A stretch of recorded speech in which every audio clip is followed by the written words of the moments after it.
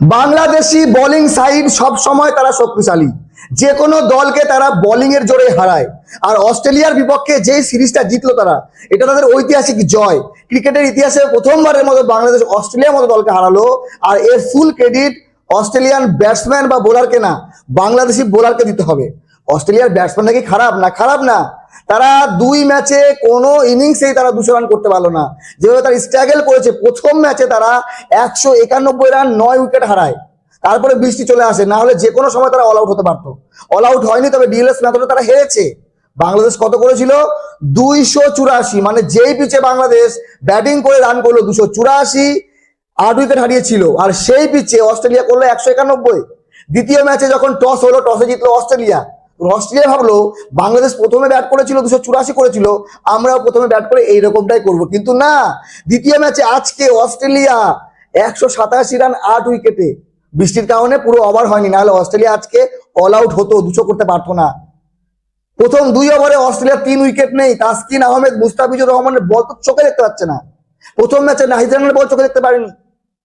তো বাংলাদেশের বোলিং ইউনিটটা দেখেন, তাসকিন আহমেদ, মুস্তাফিজুর রহমান, মেহেদী হাসান মিরাজ, নাহিদ রানা, তানভীর ইসলাম এবং মোসাদ্দেকও বল করছে। মোসাদ্দেক প্রথম ম্যাচে 2 উইকেট নিয়েছিল, আজকে উইকেট পায়নি, ঠিক আছে। হ্যাঁ, মেহেদী হাসান মিরাজ উইকেট পায়নি, তবে প্রত্যেক দিন প্রত্যেকে যে উইকেট পাবে এটা কিন্তু নিয়ম নেই। তাসকিন আহমেদ প্রথম ম্যাচে 1 উইকেট নিয়েছিল, আজকে 3 উইকেট নিয়েছে।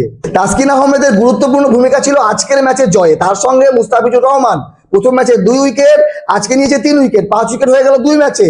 এদিকে নাহিদ রানা আজকে উইকেট পায়নি, কিন্তু প্রথম ম্যাচে 4 উইকেট নিয়েছিল। আর তার সঙ্গে বাংলাদেশের ব্যাটিং দেখেন, শুধু বোলিং এর জন্য তো খেলা হয় না।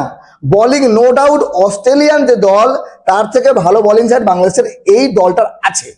একদিন কোনো একজন বোলার ভালো করলো, তারপরে দিন অন্য কোনো বোলার ভালো করলো, এটাই হচ্ছে ক্রিকেটের নিয়ম। একজন প্লেয়ার প্রতিদিন ভালো করতে পারবে না।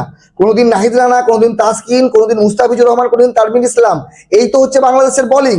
তো এইটাকেই কন্টিনিউ করতে হবে। আগামী বিশ্বকাপে বাংলাদেশের বোলিং ইউনিটই শক্তিশালী থাকবে, কিন্তু তার সঙ্গে ব্যাটিং ইউনিট।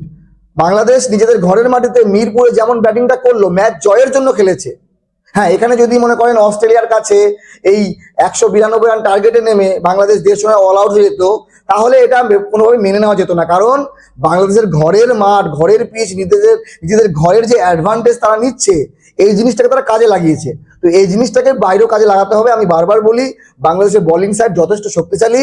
বাংলাদেশ যতগুলো ম্যাচ জিতেছে আপনারা দেখে নেবেন, প্রত্যেক ম্যাচে বাংলাদেশ টপ ক্লাস বোলিং করেছে, টপ ক্লাস। বাংলাদেশের বোলিং নিয়ে কোনো সন্দেহ নেই, কিন্তু সন্দেহ থাকে ব্যাটিং। তাদের বোলিং প্রতিদিন অ্যাভারেজ বা ভালো, খুব একটা খারাপ হয় না।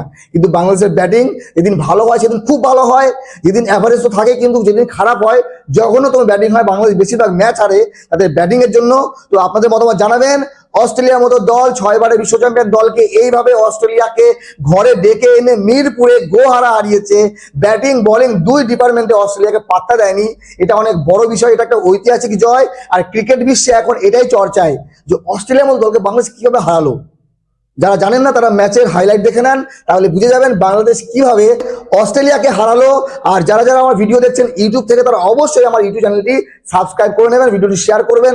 ভালো থাকবেন সবাই, অনেক অনেক অভিনন্দন। বাংলাদেশ শুভকামনা রইল আগামী ম্যাচের জন্য, আগামী সিরিজের জন্য, এবং বিশ্বমঞ্চে বাংলাদেশ ভালো কিছু করুক। তাদের শুধু বোলিং না, ব্যাটিংটাও আরো উন্নত হোক। ভালো থাকবেন সবাই।